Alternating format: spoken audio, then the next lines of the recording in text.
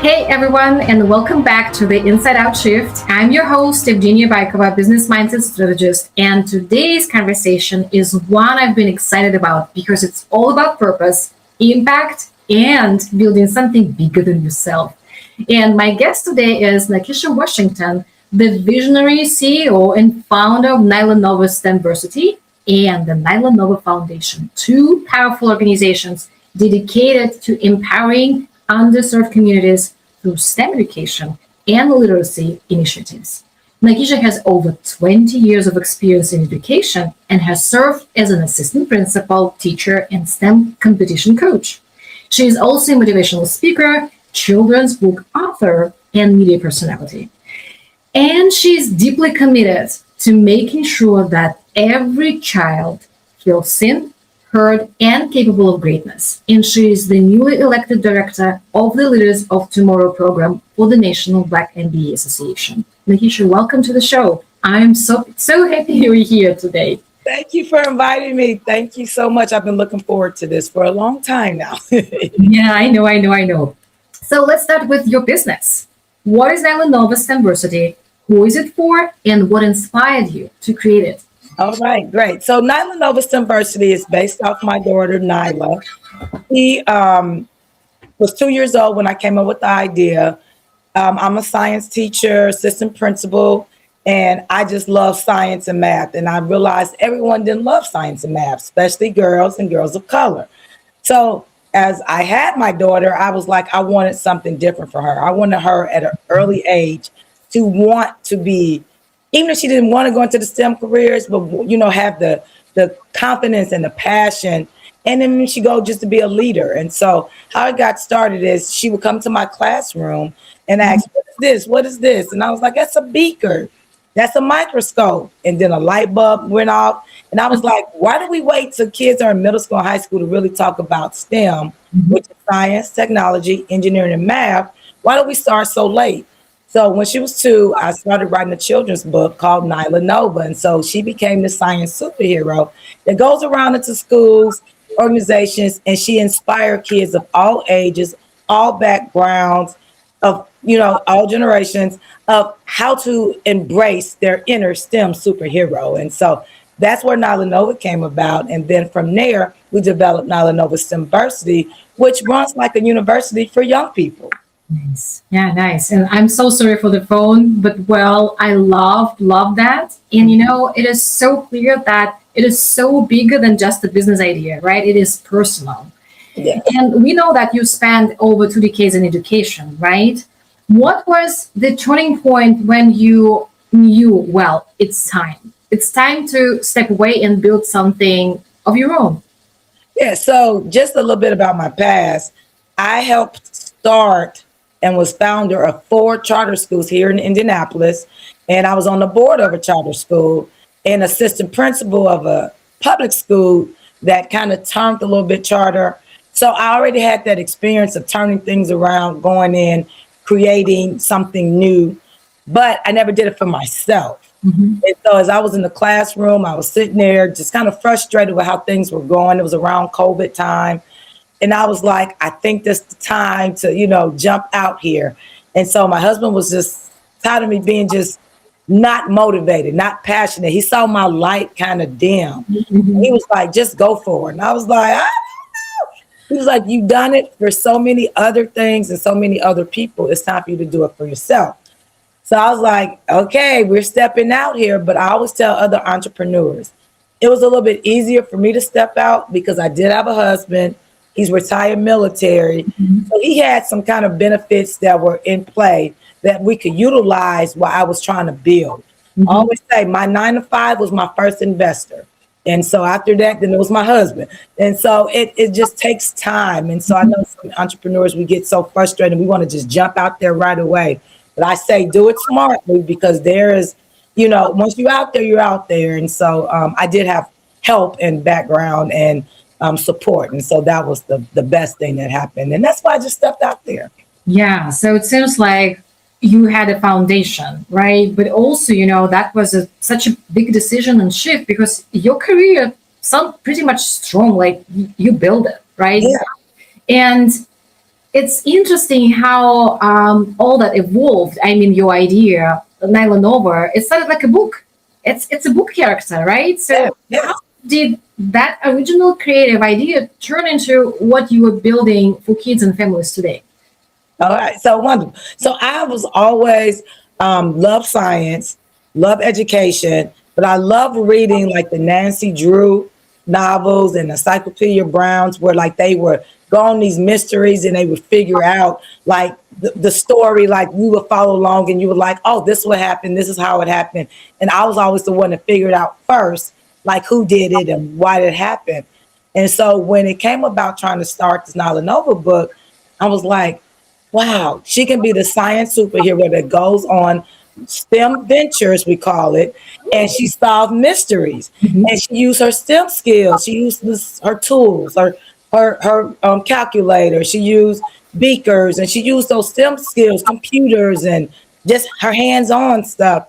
And so from there, that's how the book kind of got started. The very first book, Who is Nyla Nova, is basically her legacy, her history. And so it's about her family. It talks about how I was this STEM stational queen and I left my lab coat up and she found it in my closet. She put it on and it didn't fit her quite that time. But then as she put it on, it shrunk to her. Her hair turned into her natural hair after her crown came on. And like she became this science superhero. And so from there, the second book is about her really bringing in other kids on these STEM ventures and they're solving mysteries. And so that's kind of where the idea came about. And from there, we just kind of grew into other types of media. Yeah, and I love that creativity because, well, how STEM presented at school, probably it's boring, right? Like, It is. it's not that interesting for them. And it's not also boring, it's intimidating. Because Yes. when you start doing vocabulary and it's like almost a foreign language, but I make it fun, I make it exciting, I make it like a game. And so kids don't be intimidated about trying. They like, oh, I get to try again if I don't get it right. And Mhm. that's what we should have in life. Like people shouldn't be so afraid of trying new things because you learn from it. Mhm. And so that's the type of lessons that I would teach in my classroom. And so I just brought it into our program. Yeah. And we know that you are working with younger kids in the space where STEM is introduced late and in the way that, well, it's not, enjoyable, I would say. Yeah. So why is early STEM exposure so important and how are you approaching it differently? Well, it's almost like when I just said about the early learning of foreign languages. Mhm. We all know the data says that kids learn foreign languages better when they're taught early because their brains are forming, they're more creative, they're able to grasp it better. So, like I said, STEM can be like a foreign language. So why do we wait till they're already started having trepidation about it and they're afraid of it? Start early where they're still excited, they're Yeah. curious, they Mhm. want to learn about the world around them. They always like. I just at our childcare center, there's a 3-year-old. Everything I do, she like, what's that? What's this? What's that? Like that's the box. That's this. So they want to know. So Mhm. why aren't we feeding those things that can help shape their future? Yes, and I can only echo that because, well, my youngest, when we came here, when we moved, she was 6. Okay. Didn't She didn't speak English. Hmm. So she came here, she was the first grader, and starting from the second grade, she was moved to the high ability class because of her English. Can you imagine that? Wow. But Yeah, that's how fast she was able to absorb it. And and that plasticity, right? So yeah, she's ready to absorb everything like a sponge, like all the new things, and she really likes that. And she is in STEM, like she is dreaming about like bio math something now, and she's 13. well, Yeah. we got a little sensation. Thank you. I love it. I love to hear that story. That just makes me because I was going to be an engineer. And Mhm. of course life happened. I started having kids, got married, but I went into teaching. But I always said if I can inspire the next generation of innovators and engineers and doctors and scientists, I've done my job. Like that's what I Yes. called to do. And Yeah. so it became bigger than me. Yeah. And Nakeisha, now let's talk about your experience in becoming an entrepreneur and becoming a business owner. what has been one of the most, I would say, surprising or humbling lesson you've learned since stepping into your business? Just pick one. Oh my God, there's so many lessons. Oh my God. One of the biggest lessons is, and people talk about it all the time, imposter syndrome. Mm. Like I said, I've opened up so many schools, turned around, was in the newspaper for all this amazing work that I've done in the past. But when it came to me doing it, I was nervous. I was scared. I was like, maybe I'm not the right one to talk about it. Even with 20 some years of experience, maybe I'm not the right one. And so when I finally said, you are the right one, like you are the person, because if not you, then who? And so with that, I think that was the biggest, like it was me looking in the mirror and saying, you have to do it. Because a lot of times people will complain about what's not out there. And that's how entrepreneurship works. Someone's complained about an issue, a problem, and no one has thought about a solution, or they thought about a solution, but they never acted on it. Mhm. Mhm. And so what us entrepreneurs do, we act on it and we create something, even if it's just making something better, we fill that void and that need. And so that's what I did. I said, I got to stop complaining that these kids are not coming with the skill set, and they're not coming with the love, they're not coming with the confidence. So I decided to step out there and create something that fosters that empowers kids, that embodies the strength and the things that I wanted those kids to have. Yeah. Well, thank you for sharing. I think that so many entrepreneurs, new and mature ones, they can relate to that. They can add something like their stories about imposter and filling the gaps. And I know so many women who are like building their businesses by bridging the gaps, which is wonderful, right? And you led teams before, right? And Yeah. that's why I'm so curious. How has your leadership experience shaped the way you build and manage your team now? And it's so funny. I always say, like, everything happens in the order it's supposed to. So if I didn't lead those teams when I was assistant principal, when I was the science team lead, when I was the STEM coach, those leadership skills, qualities, strengths, those things that I develop over time help me become what I used to call it a servant leader, but it's also a transformative leader, where I come in and I work alongside of my team.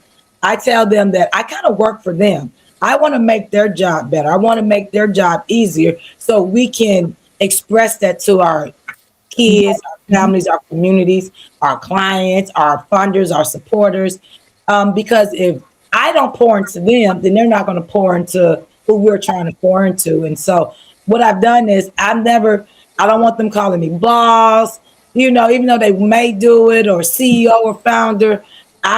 Because of STEMversity, I'm Professor Washington, you Professor Miles, you Professor Evans, and that's how it works, because we work alongside of each other. It's just I came up with the idea and brought you guys in on it, but it's something that they already had the passion for. So it's like we're a team. We're working side by side. There's no up and down. We step in and someone can't make it to a class. The other person's like, I got it, I'm going. Or if we need something we left at the store, somebody goes, go get it. We work together. And so, like I said, I started off as a servant leader, but I believe now, these terms change, but now it's more a transformative leader, because I transform myself as just as much as I transform my team. Yeah, and you can grow together, right? You cannot do it alone because, well, again, entrepreneurship is very lonely as well as leadership. When you are there up there, you're alone, and you can have your peers, but well, this is not the same. And I used to be a leader too, and I called myself servant leader, but also I was so involved in their life, like, well, I cannot reach the goals without them, so I am not leading you, we are leading together, we are like going the path, we are going through that things together. And yeah, if you need me, I'm here. Mm-hmm. That's the kind of what they were looking for, like communication channels or relationship we have.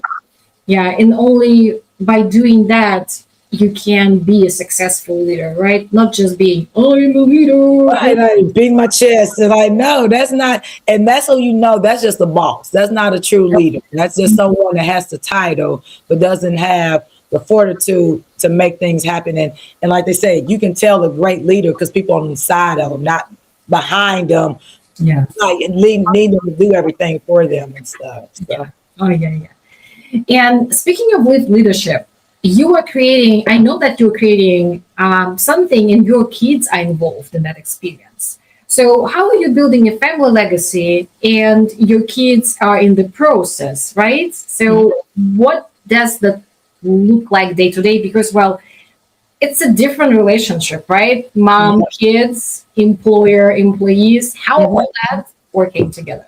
Right. So it's so funny. My husband works for the company. My mom works for the company. So just think about being a boss to your mom. Like that's crazy because she feels she's like, and then my two sons work for us as well. And when and just give a little background. When I decided to create a business, I tried everything. I was like, oh, I want to do real estate. I want to do this. I want to do that. But then ultimately, I said I wanted to build something that I didn't have to leave my family at home. I can do anything with them. So as we travel across the country, across the world, if we go into the schools, we go into the churches, we can go together. I never wanted to leave Nyla at 2 years old and say, well, I'm going into this board meeting. You can't go. She's able to go with us. And so just bringing the family along helps because there's times when we're up all night, all trying to figure it out together, but that's has strengthened our bond. And for especially my sons, my older sons, and even Nyla, they can see what it feels like to be an entrepreneur, but also have that support. And so they're invested into the business as well, and not just feeling like, that's mom's business. No, it's our business. So they want it to work as well. So, And yeah, talking about that family dynamic, being all together in one business or organization, what boundaries do you have there so that the relationships are balanced, I would say? well, one time. So I'm gonna tell you. So my husband is our CFO, so he does all the finance. But remember, he has the military background. So as entrepreneur, we work on cash flow. If our cash is low, we don't get rid of all the money. He likes to pay the bills like he did in the army, first of the month, no matter what. Even though stuff might not be due to the 27th, he want to pay it on the first. But as an entrepreneur, we might not have the cash come into the 17th. He just kept doing it, and I kept saying, "Stop it! That's hurting us." He's like, "No, I don't believe in that." And so I told him, I said, "In order to save our marriage, I will fire you as the CFO." And so we had to come to a compromise and say, "This is what it is." And ultimately, at the end of the day, they know I am the CEO. I'm the founder. It is my baby. I do it 100%. So we talk about it, but at the end, I have to make the final decision. And 4 years later, I haven't fired him yet, but he's been on timeout a couple of times because I'm like, hey, even my mom, that's mom. But I'm like, Mom, we got to do it like this. So you got, she, brings her wisdom. But at the end of the day, I do have to make the decision. Got it. Very interesting. Okay, and Nakeisha, now let's talk about the different things. Let's switch gears. Okay, let's switch gears. No. And let's talk about some business tools like AI, for example. And I know that you are using AI and not using it just for, I don't know, content creation, but it's kind of a real part of your business strategy. How has it changed the way you work? And what would you say to business owners who are still hesitant? Yeah, so me being, in STEM and tech, I was always the first one to embrace tech. Like, I'm like, let's try it. But I was kind of like leery about what is this AI? So it took me a minute. And so what I would do, what normally people would do, we'll ask it a question and they'll give us something back but then once I realized it was tailoring its answer to based on what my inputs were, what I was feeding it, I was like, this is amazing. And so I started just asking it questions more about the business, because even though I'm kind of an expert in my field, I don't know everything. And so if I'm looking for data, if I'm looking for like just strategic planning, just to talk it over with someone that can pull resources from multiple points and bring them together faster than any of us could ever do, it's amazing. And so some of my entrepreneur friends, they weren't using AI. And they would come to me with a problem. I was like, I can give you an answer, but AI can give it to you 100 times better and faster. And once they started using it, they call me all the time. Thank you for telling me about AI. Thank you for telling me about it. And what people don't understand, it's not replacing anyone. It's just allowing us to do things a little more efficiently and effectively and quicker, so that I'm not spending 12 hours trying to figure out a social media post or a marketing strategy or this. And then what I can do is take that stuff to my marketing person and say, this is what I want.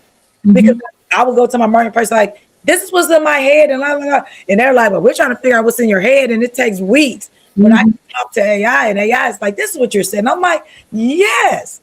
And so that is the part that I think has been very beneficial, that it's come another team member that comes along the side of you, but they just do it a little quicker. And the thing I always tell everyone, I make many mistakes putting the input in. So it gives me the output, not what I'm looking for. And I can say, nope, you're wrong, do it again.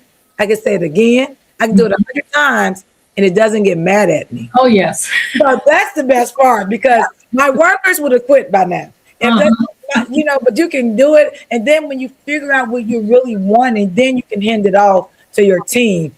But it's not that ambiguity, like people don't understand what you're saying or see the vision. Now you clearly articulated it, and you can give it to that people. So it's been amazing. It is definitely sped up a lot of projects that I had in mind, but I didn't have the resources or the knowledge of how to make it happen. It's come alongside and made those things happen a lot faster.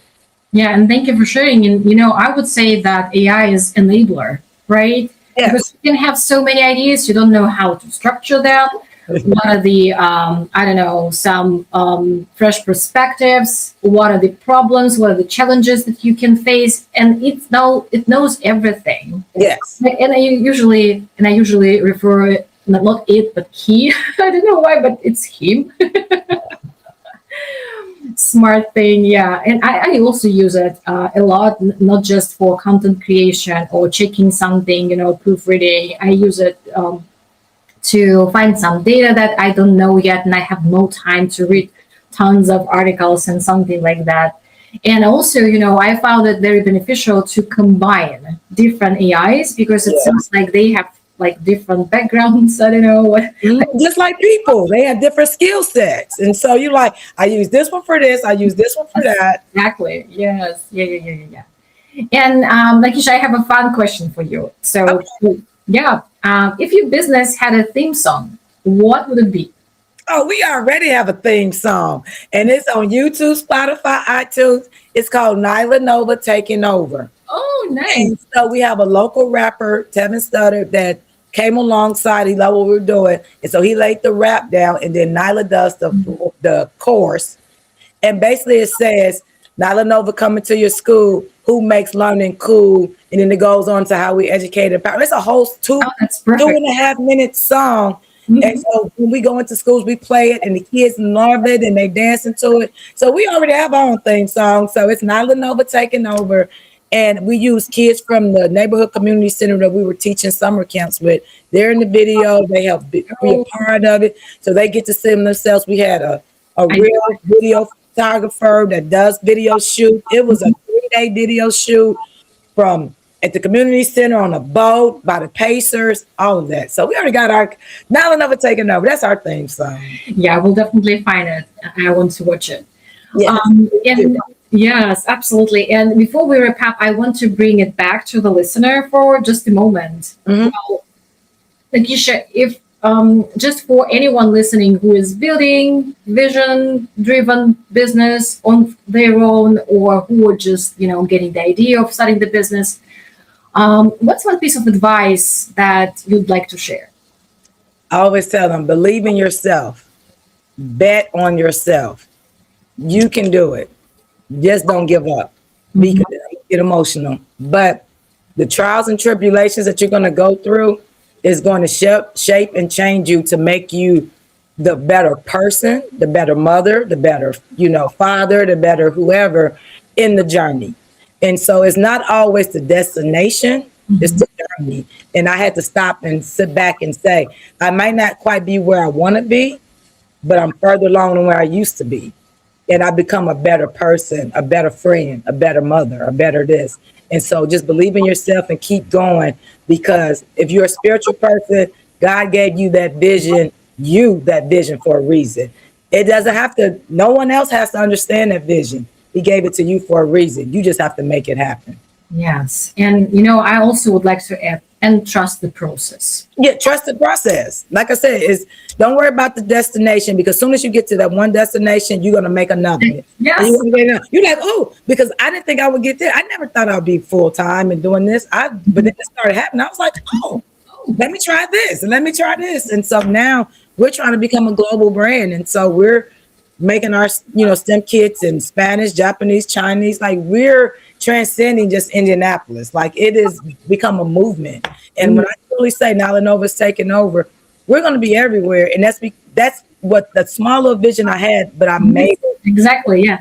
Behind it. So I was about to say, well, that's the vision, right? This is how you see the future, and that's how you are getting there. yes. So if you see your vision clearly, you will definitely find ways, support, and funding to get there. Yes. Yeah. Well, Nakeisha, thank you so much for being here today. You. This is amazing. Love the conversation, and I really love what you're building. It's so near and dear to my heart, because while I'm mom of 3 and I see them growing, it is so impactful. It is so needed, and you can feel how much heart and passion you put into it. And for everyone listening, if these episodes inspired you, make sure you check all of the links in the description. Reach out to Nakeisha if you want to learn more, support her work, or be a part of what she's creating through Nyla Nova or the foundation. And if you're listening and you are building your own business too, and you are navigating the mindset side of it, like confidence, clarity, overthinking, or just trying to trust yourself more as you grow, reach out to me. Yes. And if you'd love to be a guest on the podcast and you have a story you want to share, I'd love to hear from you as well. Thank you for spending time with us today, and I will see you in our next episode of the Inside Out Shift. Thank you.